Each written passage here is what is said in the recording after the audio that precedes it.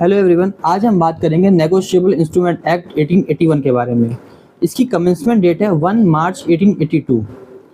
Check क्या होता है, केसेस कैसे कोर्ट में होते हैं और section 6 of negotiable instrument act define करता है चेक क्या होता है। इसके अलावा हम बात करेंगे केस फाइल करने से पहले इसके क्या इंग्रेडिएंट्स होते हैं, कैसे ये क्रिमिनल प्रोसीजर चलता है, कितने में ख़त्म हो जाता है और इसमें अपील कैसे होती है और इसमें इंटरिम कंपनसेशन कैसे मिलता है हमको। पहले चेक में 3 पार्टी होती है। पहली ड्रॉर जो चेक साइन करते हैं, सेकंड ड्रॉई जो बैंक होता है, थर्ड पेई जिसके फेवर में हम चेक देते हैं। इसके बाद 138 के बाद एक सेक्शन होता है 139। इसमें जो प्रिजम्पशन होता है वो कंप्लेंट के फेवर में होता है। चेक के जो केसेस होते हैं वो कंपाउंडेबल ऑफेंस होते हैं और ये बेलेबल ऑफेंस होता है। अब हम बात करेंगे क्या इंग्रेडिएंट्स होने चाहिए। जैसे कि जो हमारा चेक होता है, हमें चेक मिला, चेक मिलने के बाद 2024 हमने बैंक में लगाया, 30 तारीख को वो डिसऑनर होके हमें डिसऑनर स्लिप मिल गई। तो डिसऑनर स्लिप मिलने के बाद हमने 1 तारीख को उसको नोटिस दिया और नोटिस देने के बाद, नोटिस देने का समय होता है 30 दिन का समय। डिसऑनर होने के बाद नोटिस देने का समय होता है 30 डेज़ का। 30 डेज़ के बाद हम उसका वेट करते हैं 30 डेज़ तक कि वो हमें हमारा पैसा रिटर्न कर देगा।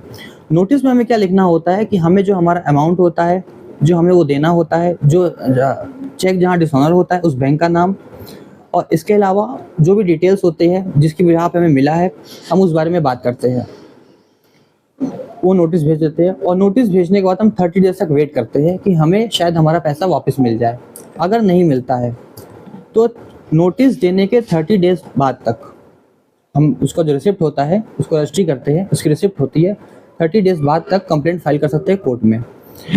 कंप्लेंट फाइल करने के लिए क्या मेन इंग्रेडिएंट्स होते हैं, एक हमारे पास नोटिस होना चाहिए, नोटिस की रिसिप्ट होनी चाहिए, बैंक मेमो होना चाहिए। बैंक मेमो बहुत इंपॉर्टेंट होता है।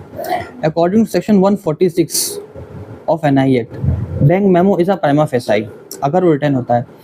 बैंक मेमो रिटर्न कई रीजन हो सकता है। Cheque due to cause of insufficient fund, due to cause of payment exceed, due to cause of payment stop या account close.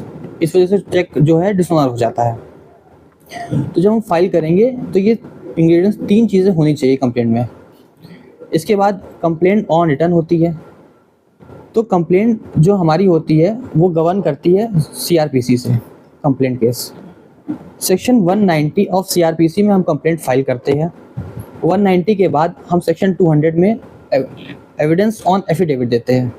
Section 145 of NI act कहता है एविडेंस ऑन एफिडेविट दे सकते हैं। Section 200 में जनरली कहा जाता है कि जो एविडेंसेस होते हैं वो कोर्ट में मैजिस्ट्रेट रिकॉर्ड करता है, लेकिन यहाँ पे हमको 145 में ये पावर दी गई है कि हम ऑन एफिडेविट दे सकते हैं एविडेंस।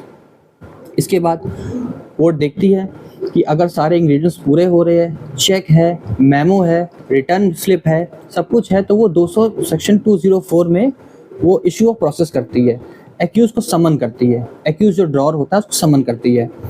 समन करने के बाद एक्यूज कोर्ट में हाजिर होता है, अपनी प्रेजेंस सिक्योर करता है। प्रेजेंस सिक्योर करने के बाद वो जमानत कराता है। ये एक बेलेबल ऑफेंस है तो उसकी जमानत सेम डे इजीली हो जाती है और उसके बाद उसको कॉपी सप्लाई की जाती है। 207 सीआरपीसी में उसको कॉपी सप्लाई की जाती है। इसके बाद क्या होता है, 251 में उसके स्टेटमेंट लिए जाते हैं। कोर्ट एक कुछ स्टेटमेंट उससे लेती है, उससे पूछती है क्या ये चेक आपने दिया था, क्या ये नोटिस की जानकारी है, क्या इस चेक की जानकारी है आप लोग को। अगर उसको लगता है कि हाँ इसकी जानकारी है तो वो वैसे स्टेटमेंट कोर्ट में देता है। अगर एक्यूज को लगता है कि ये मुकदमा झूठा है, मुझे पैसे देना नहीं बनता है, तो वो क्या करेगा, वो कंटेस्ट करेगा और वो डिनाई करेगा सारे एलिगेशंस को। तो इसके बाद बारी आती है कंप्लेनेंट की। कंप्लेनेंट मतलब वादी मुकदमा, उसकी आती है बारी। तो वो कोर्ट में एविडेंस देता है on affidavit under section 254 of NI act में देता है वो। इसके बाद अगर कोर्ट को लगता है और कोई एविडेंसेस ज़रूरी होते हैं तो कोर्ट बुला सकती है, या कंप्लेंट खुद एक एप्लीकेशन दे सकता है कि सर ये इंपॉर्टेंट विटनेस है, इसको बुला सकते हैं। इसके बाद 313 होता है, 313 सीआरपीसी, उसमें एक्यूज से कुछ स्टेटमेंट पूछे जाते हैं। कि उसके जो लीगल लायबिलिटी आपकी स्टैंड करती है, आपने चेक दिया था तो क्यों दिया था, आपकी क्या लायबिलिटी होल है या पार्ट है, या कितना पेमेंट देना है, या आपने पेमेंट क्यों नहीं दिया है, और क्या आपके रिलेशंस क्या थे जब आपने चेक दिया था। ऐसे कुछ स्टेटमेंट्स कोर्ट पूछती है और एक्यूज उसके आंसर देता है। और अगर एक्यूज को लगता है हमें एविडेंस देना चाहिए कोर्ट में, तो वो खुद भी एविडेंस दे सकता है। अकॉर्डिंग सेक्शन 315 ऑफ सीआरपीसी में वो खुद भी विटनेस होकर के विटनेस बॉक्स में आकर के स्टेटमेंट दे सकता है। इसके बाद दोनों के एविडेंसेस कोर्ट देखती है। दोनों के एविडेंसेस देखने के बाद कोर्ट को लगता है कि अगर चेक सही है, लीगल लायबिलिटी डिस्चार्ज हो रही है और विद इन टाइम है, और section 118 due course of holder है वो, तो उसको वो चेक को वो कन्विक्ट कर देगा एक्यूज को, और उसके फेवर में मैक्सिमम डबल अमाउंट और 2 इयर्स की इम्प्रिजनमेंट कर सकता है। इसके बाद अगर कोर्ट को लगता है कि नहीं, कंप्लेंट फेल हो गया है अपने पार्ट को परफॉर्म करने में और 139 के प्रिजम्पशंस नहीं आ पाए हैं, तो ऐसे में एक्यूज को एक्विटल कर दिया जाता है। हम लोग एनआई के बारे में बात करेंगे। कुछ प्रोविजंस होते हैं जो हम लोग को प्रॉब्लम करते हैं, जैसे अगर मान लीजिए डिले हो गया हो तब क्या होगा। डिले में क्या होता है कि जो हमारे 30 डेज होते हैं, नोटिस भेज दिया, लेकिन कभी जो क्लाइंट होता है वो बीमार हो जाता है, या जो वादी मुकदमा है, कंप्लेनेंट है, वो किसी वजह से वो विद इन टाइम फाइल नहीं कर पाया, तो क्या होगा, वो section 5 of limitation act read with 142 sub clause B में उसको वो डेज एग्जेम्प्ट कर दी जाएंगे अगर वो रीजनेबल ग्राउंड कोर्ट को देता है तो। इसके अलावा एक नया प्रोविज़न आया है चेक के केसेस में, इंटरिम कंपनसेशन 1 अगस्त 2018 को आया है। इसमें क्या होता है, कभी कभी किसी को मान लीजिए 20 लाख का चेक है, उसको पेमेंट की ज़रूरत पड़ जाती है। ऐसे में क्या होगा, तो वो कोर्ट से वो इंटरिम कंपनसेशन मांग सकता है। पहले क्या होता था, अभी एक नया केस लॉ आया है 2024 में, Rakesh Kumar Ranjan versus state of Jharkhand में। उसमें पूरे प्रिंसिपल डिसाइड किए गए हैं कोर्ट किस कंडीशंस में उसको कर देगा और कितना होना चाहिए मैक्सिमम होना चाहिए 20% तक। कोर्ट 15% भी कर सकती है, 10% भी कर सकती है, लेकिन मैक्सिमम 20 होता है, इससे ऊपर नहीं करेगी। जैसे कि हमने किसी को पैसा उधार दिया, 20 लाख दिया, और उसने हमको चेक दे दिया, अब चेक बाउंस हो गया, अभी हमें बहुत ज़्यादा ज़रूरत है, हमें उसका इलाज कराना है, हमें कोई बिजनेस करना है, हमें उसके लिए बहुत ज़्यादा नीड है पैसे की, तो हम कोर्ट से इंटरिम की एप्लीकेशन लगाएंगे और कोर्ट अलाउ कर देगा। लेकिन कोर्ट अलाउ तब करेगा जब दोनों पक्षों को सुनेगा, सुनने के बाद वो एक ऑर्डर करेगा, डिटेल ऑर्डर करेगा, और रीजंस शुड बी रिकॉर्डेड। वो रीजंस रिकॉर्ड करेगा क्यों हम इस स्टेज पे इंटरिम कर रहे हैं। अच्छा, कुछ इसमें एक प्रॉब्लम आती है कि मान लीजिए उसने इंटरिम तो अलाउ कर दिया, केस ट्रायल चल रहा है, उसने इंटरिम अलाउ कर दिया।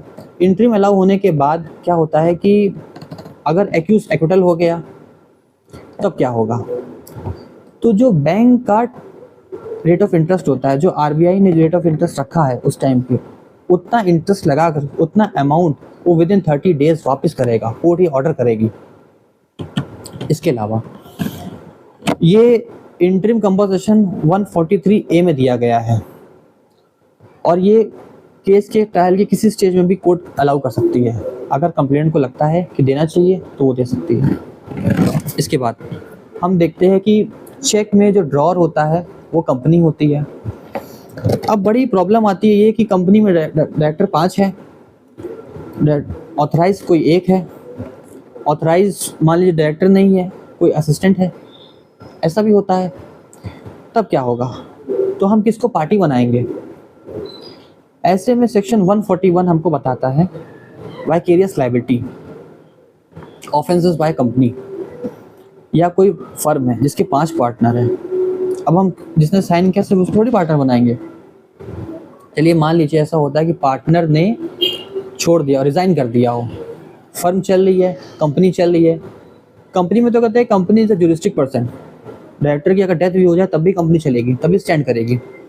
ऐसे में क्या करना चाहिए, ऐसे में 141 लगा के साथ हम कंप्लेंट के साथ 141 लगाते हैं, 141 के साथ हम फाइल करते हैं, और जितने डायरेक्टर होते हैं, जितने पार्टनर होते हैं, फर्म और कंपनी, सबको पार्टी बनाते हैं, सबको नोटिस भेजते हैं, और सबको हम कंप्लेंट फाइल कर सकते हैं। और सब एक्यूज को ये बताना होता है डे टू डे का काम, ये फर्म की जो डाइवर्सिटी है, जो भी हमने फंड्स लिया, जो भी चेक का पैसा हमें मिला वो कहाँ गया, किसके पास गया, तो पार्टी सब बनते हैं, तो बहुत प्रॉब्लम आती है। इस पे एक सुप्रीम कोर्ट का लैंडमार्क केस है, SMS pharmaceutical versus Neeta Bhalla, 2007 का है ये। इसमें जस्टिस काटजू ने बताया था कि ये वाइकेरियस लायबिलिटी होती है, किसी एक की नहीं होती, ये सबकी होती है। तो 141 लगाते हैं चेक हम लोग कंप्लेंट के साथ, 138 रीड विद 141 हम लोग कंप्लेंट केस फाइल करते हैं, तब होता है। अब इसके बाद मान लीजिए कि कंप्लेनेंट ही कंपनी है, किसी ने हमें चेक दिया, हमारी कंपनी के नाम पे दिया, मान लीजिए XYZ कंपनी है, उसके नाम पे दे दिया, तब क्या होगा, डायरेक्टर 5 है, तो कोर्ट में केस कौन फाइल करेगा, उसके बिहाफ पे जो लिटिगेशन है वो कौन करेगा। ऐसे में क्या होता है कि हम लोग कंपनी की जो मीटिंग बैठती है, 5 डायरेक्टर होते हैं, 5 हो या कितने भी हो, वो लोग एक अथॉरिटी लेटर करते हैं जारी। अथॉरिटी लेटर में क्या होता है कि उसमें वो लिख देते हैं कि हम सबके बिहाफ पे ये पर्सन, जो भी पर्सन वो जिसको भी अपॉइंट करेंगे वो हमारे बिहाफ पे केस फाइल करेगा और सब लिटिगेशंस होगा वो करेगा। और वो अथॉरिटी लेटर हमको 190 में जब हम कंप्लेंट फाइल करते हैं उसका साथ में लगाना होता है। इसके बाद हम बात करते हैं जुरिडिक्शन की, कि मान लीजिए वो इलाहाबाद में है और हम कानपुर में हैं, चेक का अकाउंट है वो इलाहाबाद में है और हमारा अकाउंट यहाँ पे है, हमने यहाँ पे चेक का अकाउंट हमने यहाँ लगा दिया, तब क्या होगा, हमारे इसी बैंक से डिसऑनर हो जाएगा, कानपुर में बैंक से डिसऑनर हो जाएगा। डिसऑनर होने के बाद जुरिडिक्शन, एक बहुत बड़ा केस लॉ है दशरथ रूप Singh Rathore versus state of Maharashtra, उसमें सुप्रीम कोर्ट ने कहा है जहाँ भी चेक डिसऑनर होगा जिस बैंक में, वही जुरिडिक्शन लगेगा, उसी जुरिडिक्शन में हम कंप्लीट केस फाइल कर सकते हैं और इसको JMFC और MM कोर्ट में केस हम फाइल करेंगे। चेक के केसेस में मान लेते हैं X है वो इलाहाबाद में रहता है, Y है वो कानपुर में रहता है। X ने Y को एक चेक दिया लीगल लायबिलिटी डिस्चार्ज करने के लिए, तो Y ने वो चेक कानपुर में लगा दिया और डिसऑनर हो गया। अब उस चेक को हम 3 मंथ तक लगा सकते हैं from the date of cheque, जो भी चेक की डेट होती है।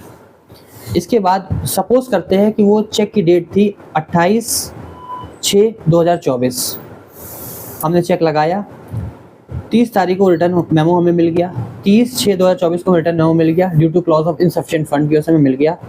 तो हमारे पास विद इन 1 मंथ होता है उसको नोटिस भेजने का। अगर हम विद इन 30 डेज नोटिस भेज देते हैं और हमें पेमेंट मिल जाता है तो ठीक है, वरना जो हम नोटिस भेजते हैं उसकी जो रिसिप्ट डेट होती है तब से लेकर के विद इन 1 मंथ तक हम कंप्लेंट केस फाइल कर सकते हैं।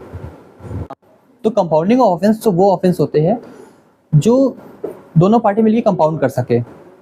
सेक्शन 320 CRPC में वैसे कहते हैं कंपाउंडिंग ऑफ ऑफेंस, और 147 NI एक्ट में कहते हैं कि कंपाउंडिंग ऑफ ऑफेंस ये कंपाउंडेबल ऑफेंस है। जिससे क्या होता है कि एक्यूज ने पहले हमें पैसा दे दिया हो तो एक्यूज को आना नहीं पड़ेगा। अगर मान लीजिए हम कंप्लेनेंट है और हम चाहते ही नहीं है कि मुकदमा आगे बढ़ाए, केस आगे बढ़ाए, हम चाहते हैं मुकदमा ख़त्म हो जाए, तो हम कोर्ट में जाएंगे और केस को नोट प्रेस करके ख़त्म कर देंगे कि हम केस आगे नहीं बढ़ाना चाहते हैं।